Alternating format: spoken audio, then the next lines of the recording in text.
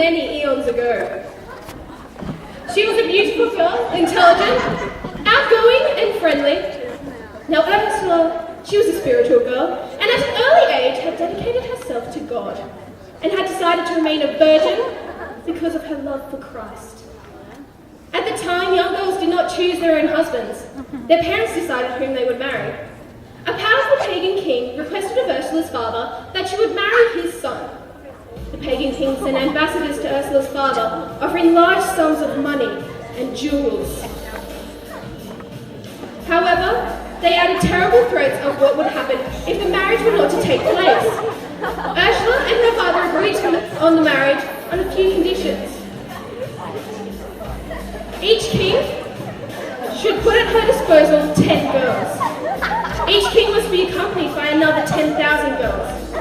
The kings were to provide ships for the journey to St. Ursula's hometown, and Ursula was to be granted 3 years to dedicate herself to God. Ursula actually thought the proposal would be withdrawn on these conditions. But no, the king agreed, and Ursula's demands were carried out immediately. Ursula's father also invited a group of young men to accompany her, and the young people began arriving from all directions to join the voyage. During the journey, Ursula converted all the girls to Christianity, and soon they arrived in Cologne, Germany. Here, an angel appeared to Ursula and told her that she and all her companions would return to this place and win the crown of martyrdom. Ursula and her 10,000 virgins moved on to Rome, and where the Pope was delighted to see them, since he himself came from Britain.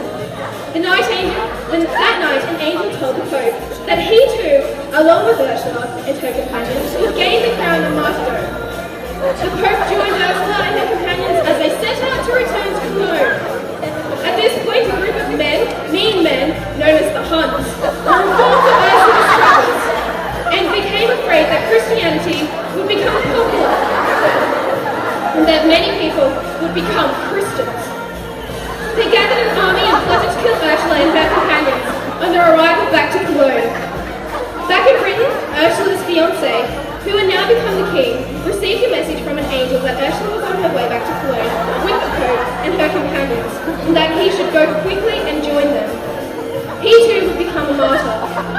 He set off for Germany and met Ursula and her companions in Cologne.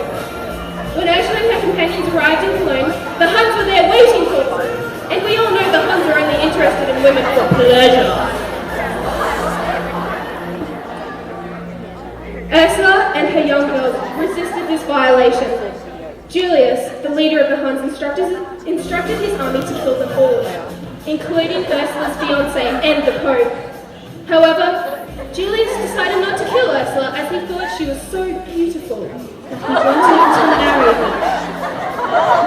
Ursula, being the strong woman she is, firmly refused his proposal because she wanted to keep the promise she made to God and remain a virgin.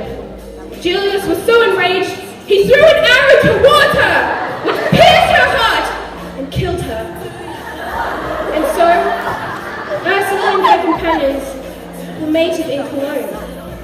Thus concludes the story of St. Ursula and her 10,000 virgins.